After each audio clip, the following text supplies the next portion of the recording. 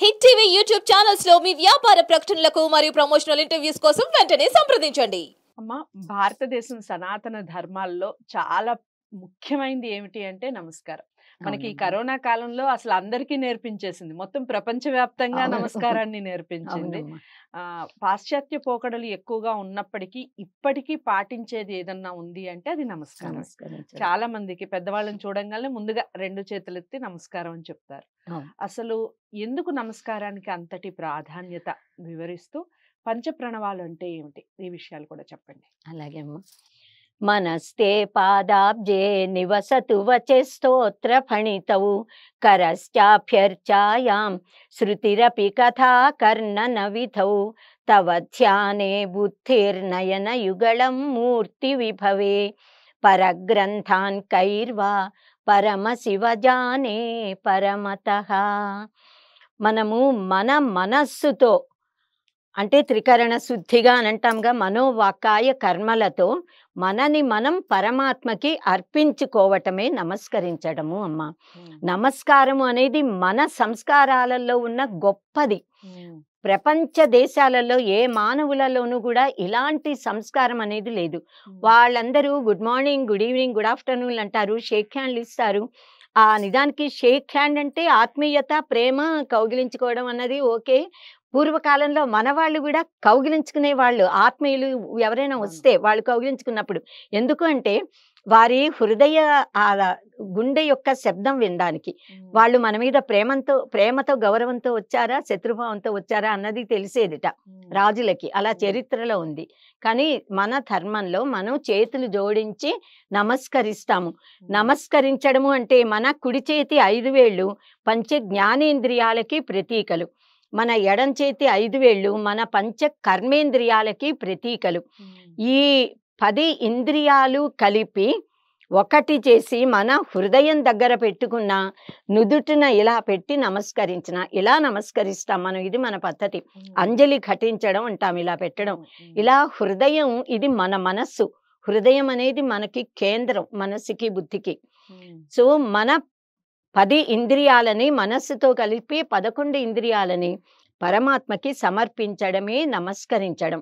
పెద్దలకి కూడా నమస్కరిస్తాము. తల్లిదండ్రులకి, గురువులకి, ఆచార్యులకి, గొప్పవారు పెద్దవారు ఎవరు వచ్చినా మనం నమస్కరిస్తాము. అంటే దానికి అర్థం ఏమిటి అంటే మాకంటే మీరు గొప్పవారు, జ్ఞానంలో కానీ వయస్సులో కానీ మనని ఆశీర్వదించే శక్తి కలిగిన, మనం వారి ఆశీస్సులని గ్రహించవలసిన వారము అని చెప్పడానికి నన్ను నేను మీకు సమర్పించుకుంటున్నా అనడమే నమస్కరించడం.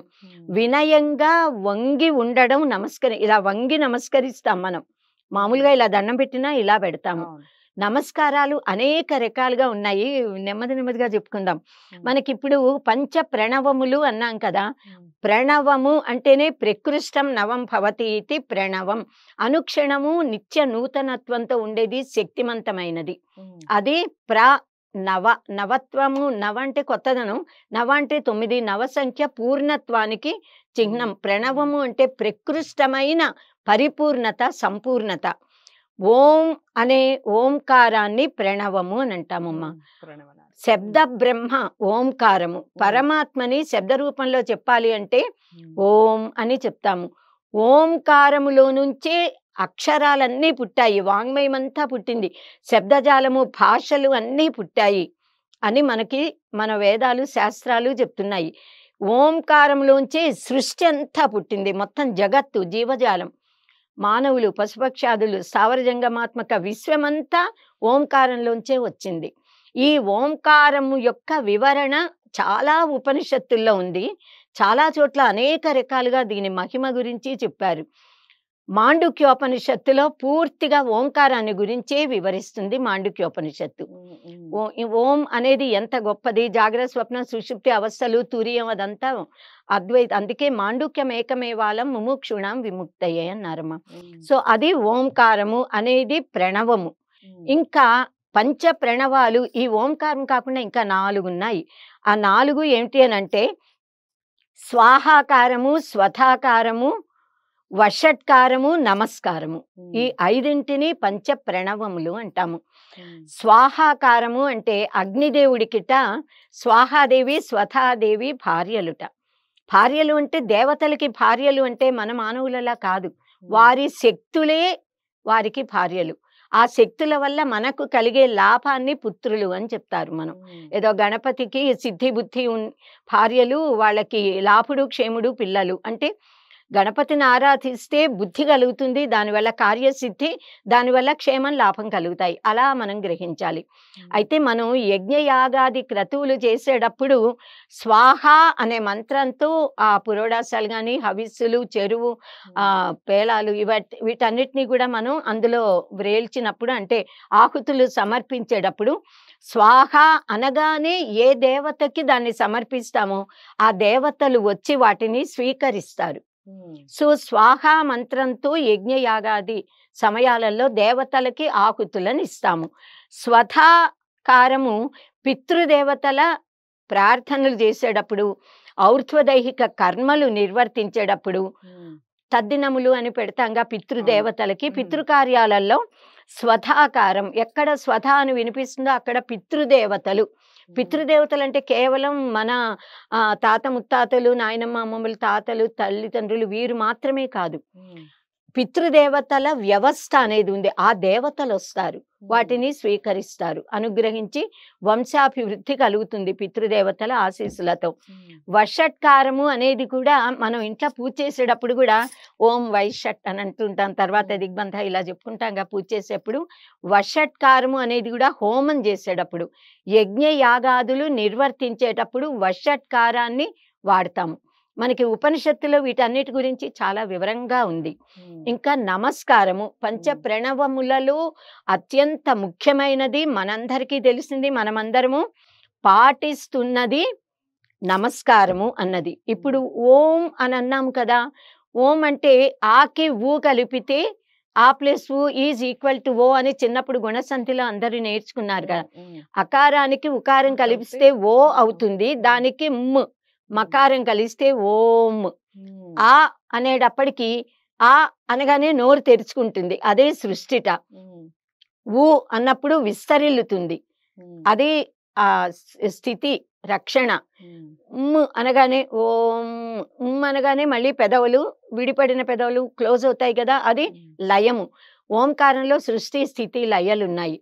అయితే ఉమాదేవి అని అంటాంగా, ఉమా, ఆ ఉమా అనే నామాన్ని గుప్త ప్రణవము అని అంటాము. ప్రణవము ఆ ఉమా, దీన్ని ఊ మా ఆగా చేస్తే ఉమా, గుప్త ప్రణవము అది కూడా.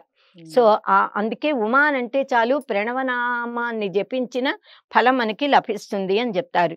సో ఇలా స్వాహాకారం, స్వధాకారం, వషట్కారాలు, ప్రణవము ఇవన్నీ కూడా మహోత్కృష్టమైనవే. కానీ నమస్కారము అనేది మనమందరము కూడా జీవితంలో ప్రతిరోజు అనునిత్యము చేస్తున్నటువంటి ఒక సాధన ప్రక్రియ, పరమాత్మ అనుగ్రహం పొందడానికి. ఇలా నమస్కరించడాన్ని అంజలి ముద్ర అని అంటాం కదా, ఇలా నమస్కరిస్తున్నాము భగవంతుడికి అంటే నమస్కారః. నా అంటే లేదు, వద్దు, కాదు, కూడదని.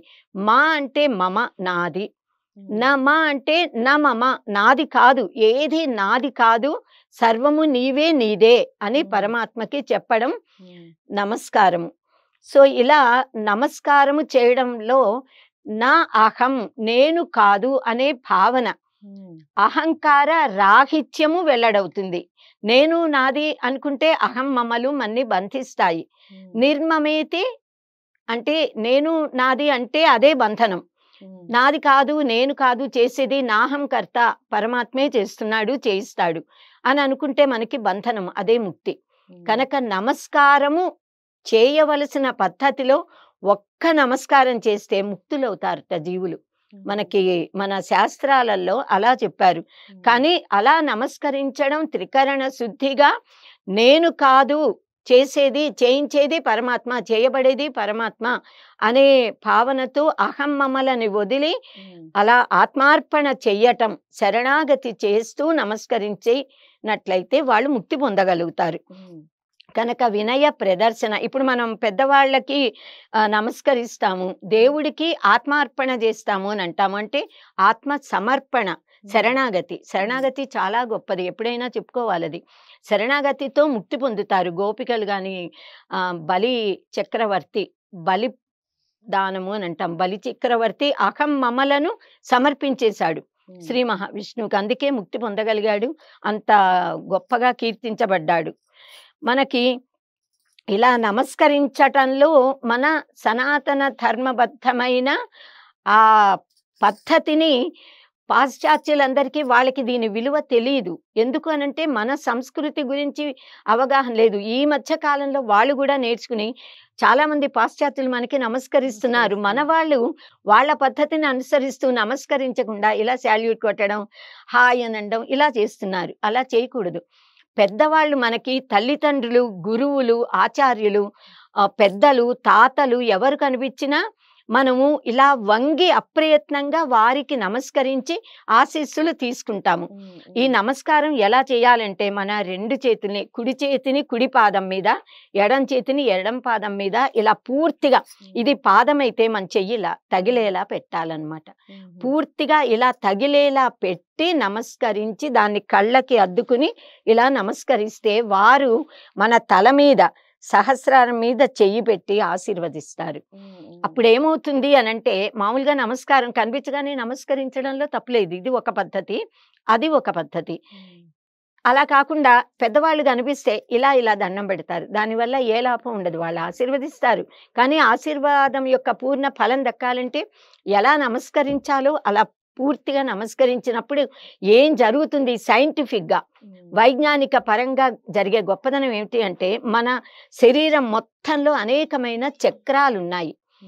మన ఈ షట్చక్రాలు, సహస్రారం, సప్త చక్రాలు ముఖ్యమైనవైనా మన చేతిలో ప్రతి వేలికి చక్రాలు ఉన్నాయి, అరచేతిలో చక్రాలు ఉన్నాయి. ఈ చక్రాలకి శక్తిని లోపలికి తీసుకునే శక్తి ఉంది. మనం ఇలా మన చేతులు వారి పాదాల మీద పెట్టినప్పుడు మనిషికి మనిషి యొక్క ఆధ్యాత్మిక శక్తి వారి పాదాలలోనే ఉంటుంది. పాదాలు చాలా గొప్పవి. మనకి పురుష సూక్తంలో బ్రాహ్మణోస్య ముఖమాసీత్ బాహురాజన్య కృతః ఊరు తదస్య యద్వైశ్య పద్భ్యాగం శూద్రో అజాయిత అనేటప్పటికి మేమందరం పాదాల్లో పుట్టామా అని అనుకుంటారు, కానీ అవి ఎంత గొప్పవి అన్నది అర్థం కాదు. మనం పరమాత్మ పాద పద్మాలనే ఆశ్రయిస్తాము. పెద్దవాళ్ళకి ముఖానికి ఒంటికో దండం పెట్టాం, పాదాలకే దండం పెడతాం. పాదం అంత గొప్పది, అంత గొప్ప స్థానం ఇచ్చారు, కానీ వాళ్ళు గ్రహించలేకపోతున్నారు. పాదము అంటే ప్రాప్తింపజేసేది, పదము. పరమాత్మని చేరాలి అంటే పాదము ప్రాప్తింప చేసేదాన్ని పాదం అంట. పాదం పట్టుకుంటే చాలు పరమాత్మ మనని తీసుకెళ్లి తనలో లీనం చేసుకుంటాడు. సో మనం ఇలా నమస్కరించినప్పుడు వారి పాదాలలో వారిలో ఉన్న ఆధ్యాత్మిక శక్తి, మన మీద ఉన్న అనుగ్రహము, మన మీద ఉన్న ప్రేమ వాత్సల్యము వారి పాదాల మీద ఉన్న చక్రాల ద్వారా మన చేతి చక్రాలలోకి వస్తాయి. ఇలా మన చేతులతో మనం స్వీకరించి వాటిని కళ్ళకు పెట్టుకుంటే కన్నుల ద్వారా మన లోపలికి ప్రవేశిస్తాయి. ఎలా అంటే అది సైంటిఫిక్గా జరుగుతాయి. ఎన్నో ప్రత్యక్షంగా కనిపించనివి లక్షలు మన అనుభవంలో సత్యాలుగా ఉన్నాయి కదమ్మా. వాయువు ఉన్నాడు, కనిపించడు, స్పర్శతో తెలుస్తోంది.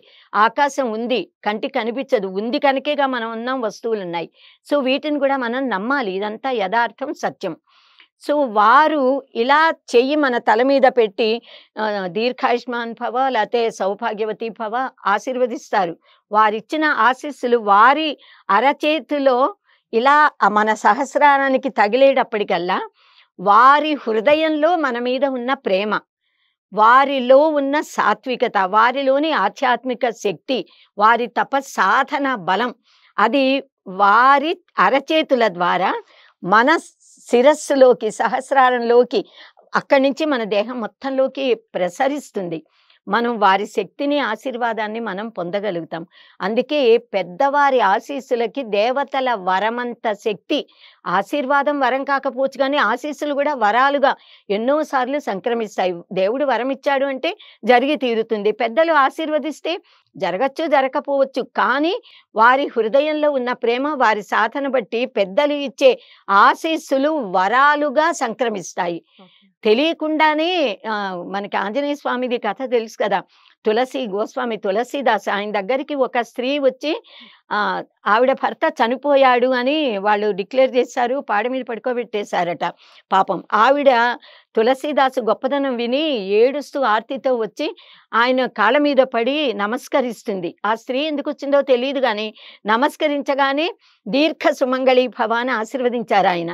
ఆవిడ లేచి నా భర్త చనిపోయాడని అక్కడ పెట్టారు, నేను ఏడుస్తూ మీ దగ్గరకు వచ్చాను, మీ ఆశీస్సు ఎలా నిజమవుతుంది అంటే, అమ్మా నువ్వు వెళ్ళు, నీ భర్త మరణించలేదు అన్నారు ఆయన. ఆయన వాక్ శుద్ధి, ఎప్పుడు కూడా సత్యనిష్ట కలవారి వాక్కుకి వాక్ శుద్ధి ఉంటే వాక్ సిద్ధి, అది సిద్ధిస్తుంది, ఫలిస్తుంది.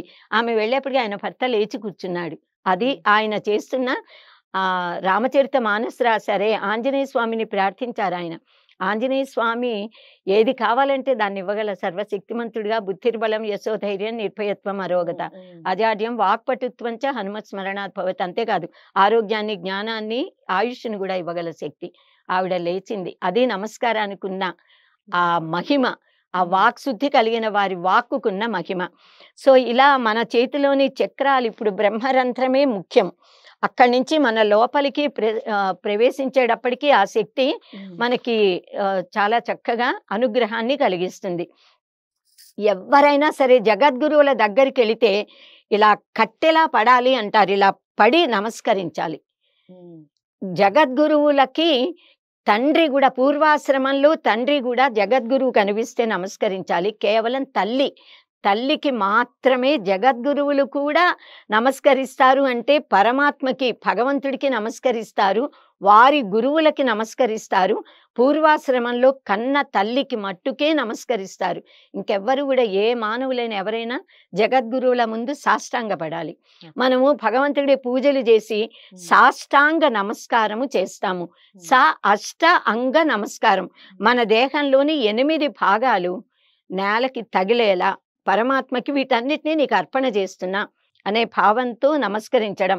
ఉరసా శిరసా దృష్ట్యా వచసా మనసా తథా పద్భ్యాం కరాభ్యాం కర్ణాభ్యాం ప్రణామోష్టాంగ ఉచ్యతే. ప్రణామ అష్ట అంగ ఉచ్యతే. ఇది 8 అంగాలు మన దేహంలోవి. ఇలా అన్నీ తగులుతూ నమస్కరించడం. అయితే స్త్రీలు మటుకు సాష్టాంగ నమస్కారం ఎవ్వరికీ చేయకూడదు, దేవుడికి కూడా. ఎందుకంటే దేవుళ్ళు కూడా ఆరాధించేది స్త్రీత్వాన్ని, స్త్రీలోని మాతృత్వాన్ని. కనుక స్త్రీలోని కొన్ని భాగాలు వేటి వల్ల పుత్ర ఉత్పత్తి జరుగుతుందో అవి నేలకు కూడా తగలకూడదు. కేవలం పంచాంగ నమస్కారమే చేస్తాం మనం. ఇలా తలని చేతుల్ని తాకించి మోకాళ్ళ మీదే సాష్టాంగ పడకుండా మోకాళ్ళతో పంచాంగ నమస్కారాలే మనం చేస్తాము. కనుక మన సనాతన ధర్మంలో నమస్కరించడము అన్నది ఇంత గొప్పది. ఒక్క నమస్కారం, సర్వదేవ నమస్కారం కేశవం ప్రతిగచ్చతి అంటారు. ఎవరికి ఎక్కడ నమస్కరించినా భక్తితో నమస్కరిస్తే ఈ నమస్కారాలన్నీ పరమాత్మకి వెళతాయి. ఒక్క నమస్కారము త్రికరణ శుద్ధిగా చేస్తే ముక్తులమవుతాము. కనుక రోజు చక్కగా మనమందరము మన పిల్లలకి నమస్కరించడంలోని గొప్పదనాన్ని, నమస్కరించే సంస్కారాన్ని అలవాటు చేద్దాము.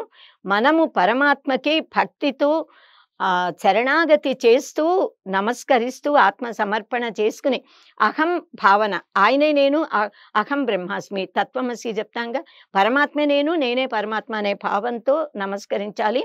మన పెద్దలు, గురువులు ఎవరు ఎప్పుడు ఎక్కడ కనిపించినా గౌరవించాలి, నమస్కరించాలి. వారి ఆశీస్సులు మనకి శ్రీరామ రక్ష.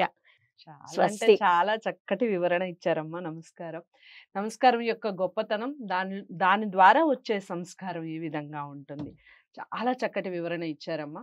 వీడియోని ఖచ్చితంగా స్కిప్ చేయకుండా చూసి పిల్లలందరికీ చూపించండి. వీలైనంత వరకు షేర్ చేయండి. మీరు ఎంతమందికి షేర్ చేయగలిగితే అంతమందికి దీన్ని షేర్ చేయటం వలన భారతదేశం యొక్క గొప్పతనం తెలుస్తుంది ముందుగా పిల్లలకి. ఈ విషయాన్ని అందరికీ షేర్ చేసి మీరు ఎలా ఫీల్ అయ్యారు ఈ వీడియోస్ చూసినప్పుడు ఖచ్చితంగా కామెంట్ బాక్స్లో తెలియజేయండి. నేను ప్రతి వీడియోలో చెప్తూనే ఉన్నాను, అమ్మతో మీకు ఇంకా ఎలాంటి కార్యక్రమాలు చూడాలనుకుంటున్నారు, ఈ విషయాలన్నీ కూడా కామెంట్ బాక్స్లో తెలియజేయండి. మరో మంచి అంశంతో మళ్ళీ కలిసే ప్రయత్నం చేస్తాను. ఇంతవరకు సెలవు. నమస్కారం.